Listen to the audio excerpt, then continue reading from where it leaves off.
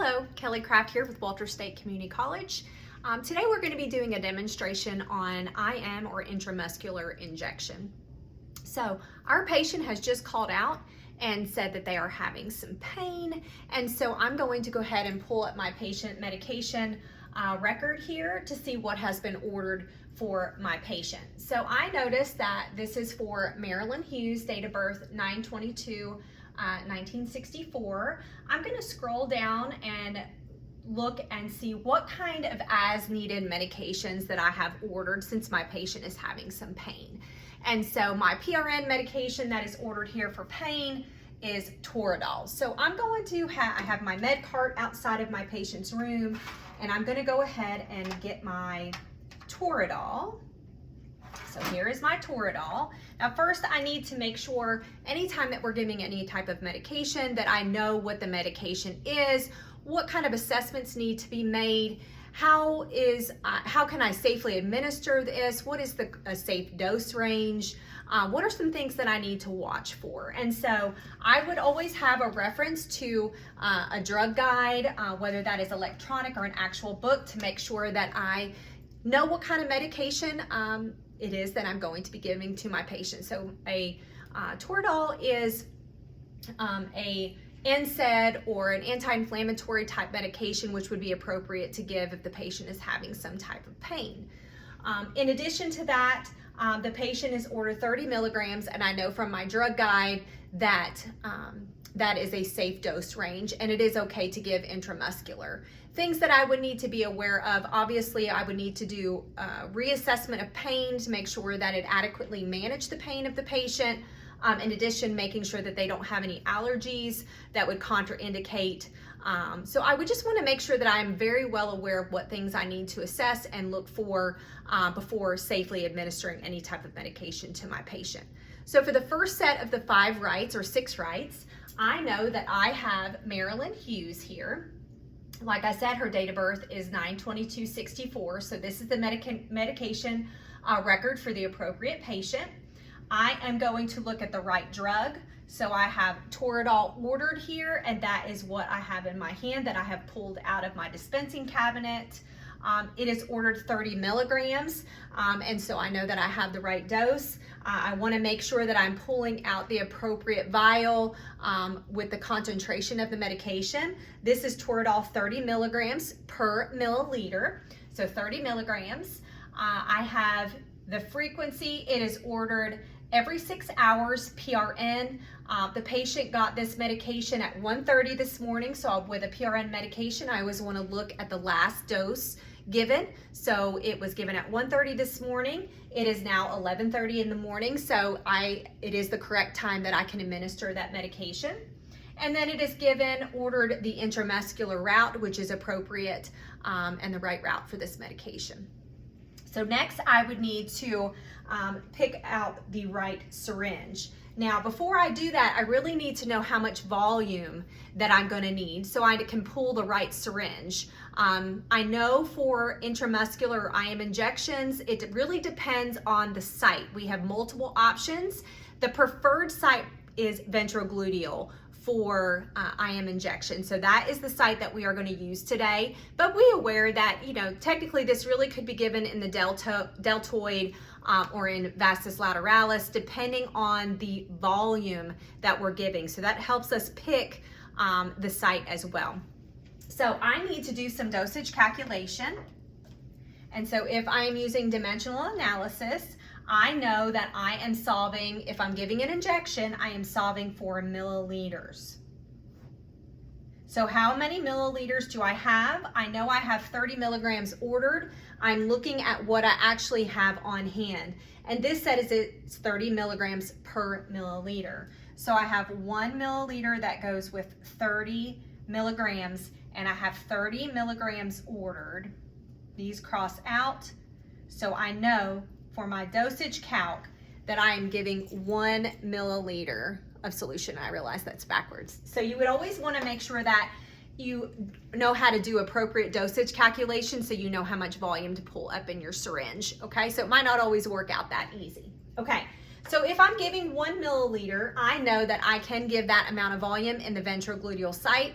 I really could give it in the deltoid. You can't go above 1 milliliter in the deltoid, but as I said, your textbook says that the preferred site is going to be ventrogluteal. So that's what we're going to go with today. So I need to pick out the appropriate syringe and needle length. And so I have a few options when I'm looking at my med cabinet. You actually will have to make the decision as to what syringe that you need to pull out for the appropriate injection. So you have some syringes that have the needle that come with it, or I really could pull a syringe by itself and then just pick the appropriate needle that I want to attach. So really you have some options.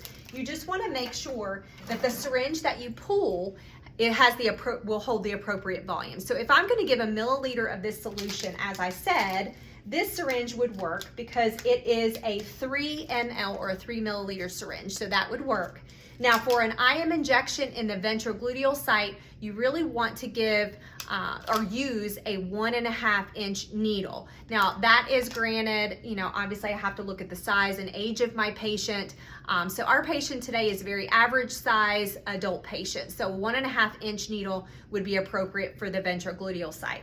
In addition, I would also need to make sure that the gauge is appropriate. Obviously making sure that the gauge is not too large because that would be painful when I'm going to inject my patient. So for this specific syringe and needle, this is a 23 gauge needle, which would be appropriate size to inject into my patient. When I am opening up my syringe pack, remember I'm opening this up, being very careful not to contaminate either end. So anything that's going directly to the patient needs to stay sterile, so I don't want to contaminate. So I'm going to carefully just pull out my syringe here and attach it to my needle. Make sure that that's screwed on tight, so now it is nice and protected. Every needle that you will be using will have a safety device, so I'm just going to kind of push this one down and out of my way. Okay, I'm ready to pull up my medication.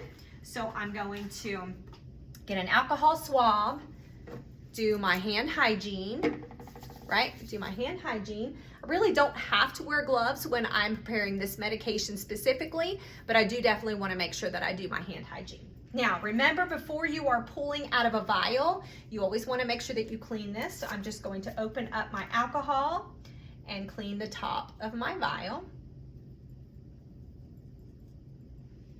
Okay. Next, remember, you always want to instill the appropriate amount of air to the volume that I'm going to draw up in this syringe. So I would want to pull up 1 milliliter of air. Okay? I'm going to carefully remove the cap and inject the needle into the center of the vial. Okay? Now, I'm going to inject the air while the vial is still, you know, sitting on my tabletop. If you invert it and inject the air, you might pull up or create more bubbles when you're trying to withdraw the solution. So always inject the air, not into the solution, if that makes sense. By putting air in the vial, it helps with like negative pressure and it makes it easier to withdraw the solution. Now I am ready to invert. Now I want to make sure that my needle is down into the solution. If you're getting a bunch of air, your needle might be above the solution. So I'm going to pull my needle down just a bit, and I am going to withdraw 1 milliliter, making sure that there's no air in my vial, air in my syringe. I want to make sure I get the appropriate amount of medication.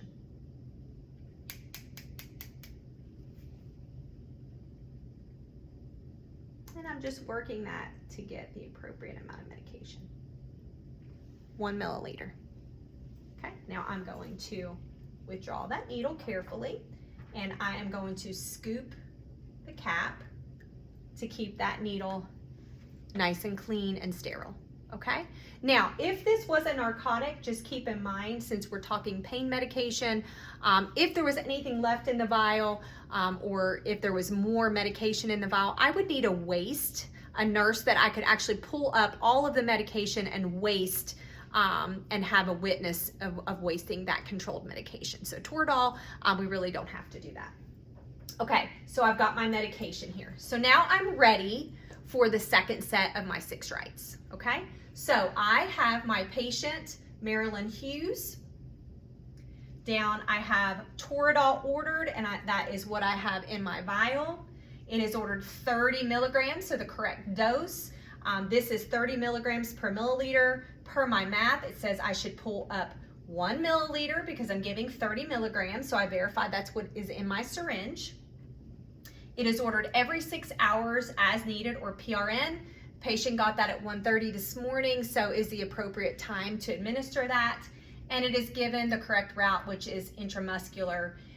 The last of the 6 rights is documentation, but I don't do that until I've actually administered the medication to my patient. I think I'm ready now to go into my patient's room. Okay, I'm going to knock on my patient's door. Hello, my name is Kelly, and I'm going to be your nurse today. Can you verify your name and date of birth? And so the patient is going to tell me that her name is Marilyn Hughes and her birth date is 9/22/1964, and I'm verifying that on the patient's armband.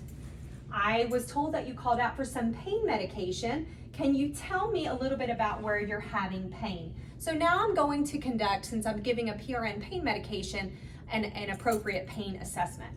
So the patient says that their left wrist is hurting. Can you tell me, rate it on a 1 or a 0 to 10 pain scale? 0 obviously being no pain, 10 being the worst pain you've ever had. The patient tells me that they're rating their pain about a 7. Can you describe that pain for me? So the patient is saying that it is a dull ache kind of quality. I also asked the patient, I noticed that you got this injection of Toradol at 1:30 this morning. Did that seem to help your pain? Are there other things that help your pain? Maybe it's positional, things like that. In addition, anytime a patient is complaining of pain, you want to make sure that in addition to doing the pain assessment, that you actually go and assess that area as well to make sure that there's not any issues that I'm visibly able to see. So we'll say that we've done that. So now I've got your pain medication, and I'm going to do the last set of my 6 rights. So I've already verified her name and date of birth. And so I am going to go up here, and we're going to click into the scan patient on our electronic MAR. I'm going to come over and scan the barcode. As I said, if I had not already asked the patient their name, I would ask them at this time. So I'm going to scan, noticing that it pulls up the appropriate MAR for this patient. The next thing I'm going to do is I'm going to verify the right medication. And so I see what I have ordered is Toradol, and that is what I have here in my vial. So you always want to make sure that you take your vial with you, because that has got the barcode and how you're able to scan.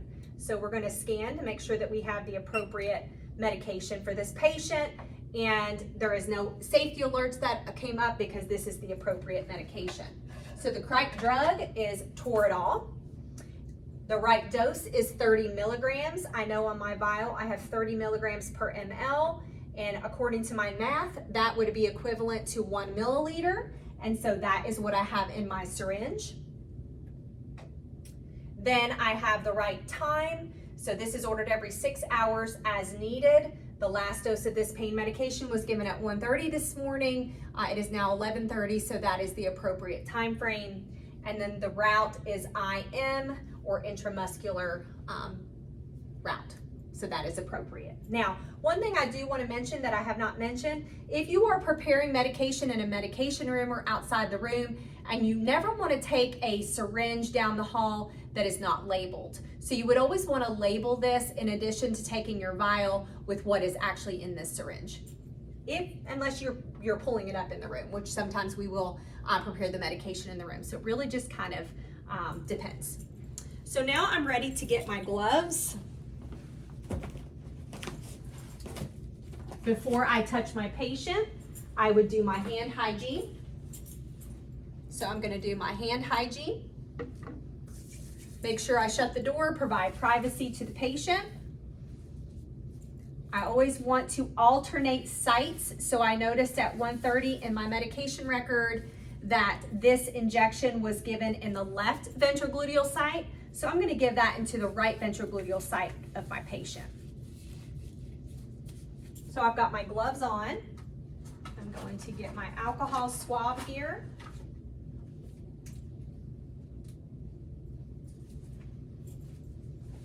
I'm going to ask the patient if I can expose their skin. I'm going to put the bed to a workable height.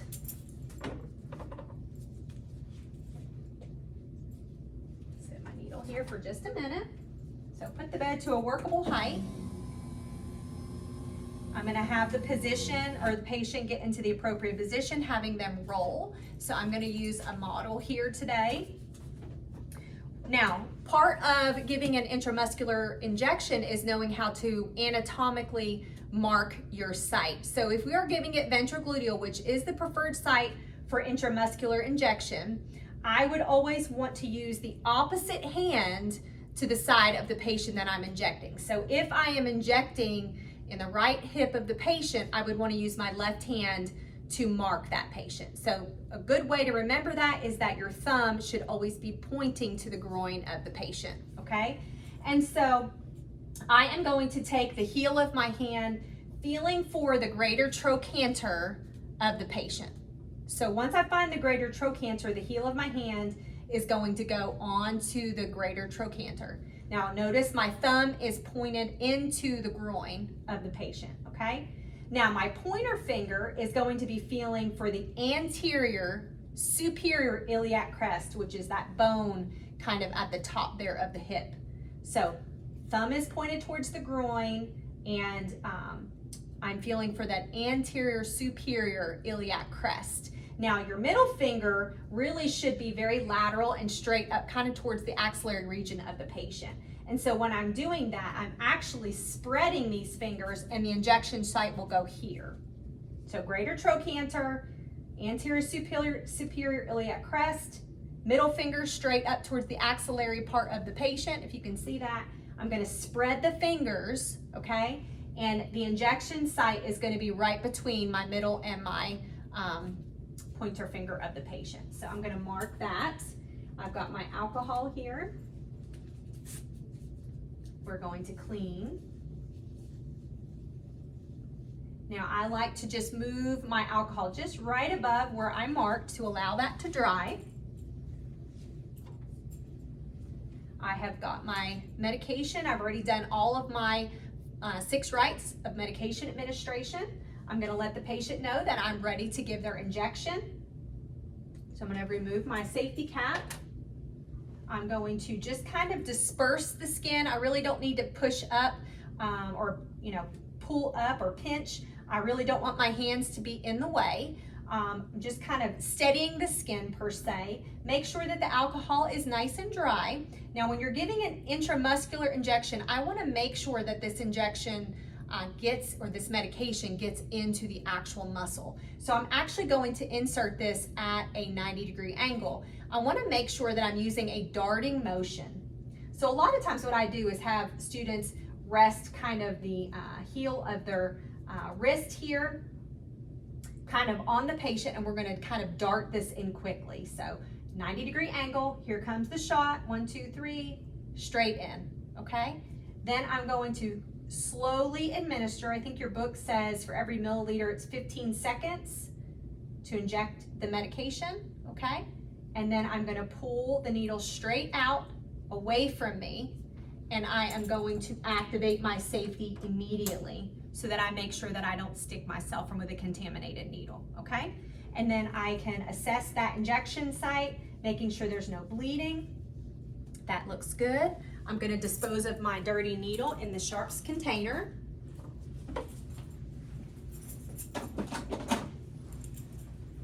I'm going to reposition my patient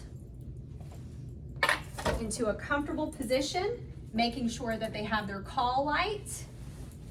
I'm going to tell Ms. Hughes that that medication should start working in about 30 minutes. And so I will make sure to come back and reassess your pain to make sure that that medication is appropriately managing your pain. So call light is in reach, side rails are up, bed is in the lowest position. I can take my dirty gloves off. I can do my hand hygiene. And then hit save here for my documentation and Be sure to go back in 30 minutes to reassess my patient.